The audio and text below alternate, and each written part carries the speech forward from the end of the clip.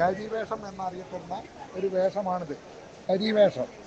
ഇതിന് കറുത്ത താടി എന്നും പറയാം ഈ വേഷത്തിന്. പിന്നുള്ളൊരു വേഷമാണ് ഇത്. ഇത് ഗരുഡനാണ്. ചിലപ്പോൾ ഇതിനെ ഹംസ് എന്ന് പറയും, അല്ലെങ്കിൽ ജഡായു എന്ന് പറയാം. അതാ അതിൻ്റെ വേഷവിധാനം കണ്ടില്ല. ഇത് പറക്കാനുള്ള ചിറകാണ്. മനസ്സിലായില്ലേ?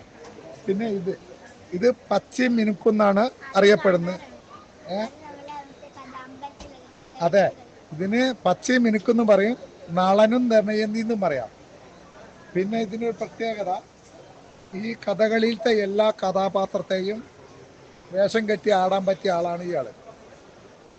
നളൻ അർജുനാവാം, കൃഷ്ണനാവാം, ഏത് ക്യാരക്ടറാണോ വരുന്നെങ്കിൽ ആ ക്യാരക്ടർ അയാൾ കെട്ടി ആടും. അതാണ് അതിൻ്റെ പ്രത്യേകത. അതുകൊണ്ട് കഥകളിയിലെ മുഖ്യ സൂത്രധാരനാണ് പച്ച. ഇതിൻ്റെ പേര് പച്ച എന്നാണ്, പച്ചയും മിനുക്കും. പിന്നെ ഇത് കൃഷ്ണൻ. ഇത് കഥകളിയിലത്തെ അല്ല, കൃഷ്ണനാട്ടത്തിലത്തെ കൃഷ്ണൻ.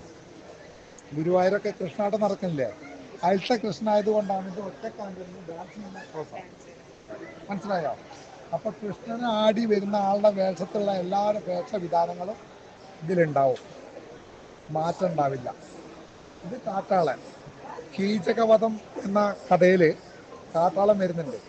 ആ കാട്ടാളൻ കെട്ടി വരുന്നുണ്ടെങ്കിൽ ആ കാട്ടാളൻ എങ്ങനെ വന്നോ ആ രൂപമാണ്. അതായത് ഈ രൂപത്തിലാണ് അവിടെ സ്റ്റേജിൽ ഉണ്ടാവുക. പിന്നെ ഇത് ഹനുമാൻ. കഥകളിയിലെ ഹനുമാനാണ് കേട്ടോ. മഹാഭാരതത്തിലെ ഹനുമാൻ വാലൊക്കെ ഉണ്ട്, ഇതിന് വാലില്ല. അപ്പൊ ഇതിന് വെള്ളത്താടി എന്നും പറയും. പിന്നെ ഹനുമാനാണ്. എവിടെ വെള്ളത്താടി? അത് കറുത്ത താടി. ഇത് ചുവന്ന താടി. അറിയപ്പെടുന്ന പേര്, പക്ഷെ ഇതിന്റെ പേര് നമ്മളറിയുന്ന കത്തിവേഷം എന്നാണ്. അതായത് ഈ കഥകളിയിലെ ഏറ്റവും കൂടുതൽ ഭീകരനുള്ള ആളാണത്. അതിന്റെ ബാക്കി അയാള് കരി. അപ്പൊ ഇവർക്കൊക്കെ സ്റ്റേജിൽ ഒരു പരിപാടി ഉണ്ടാവും. പക്ഷെ ഇയാൾക്ക് അങ്ങനല്ല. ഇയാൾക്ക് കഥയ്ക്കനുസരിച്ചിട്ട് മാറും അയാള്. സകലകലാവല്ലഭനാണ്. അതുകൊണ്ട് എല്ലാവരും അറിയുന്ന എങ്ങനെ, പച്ച, കത്തി, കരി, അവർ മൂന്നാൾ ഇതിന് മെയിൻ ആൾക്കാരാണ്. ഓക്കെ, പോരെ?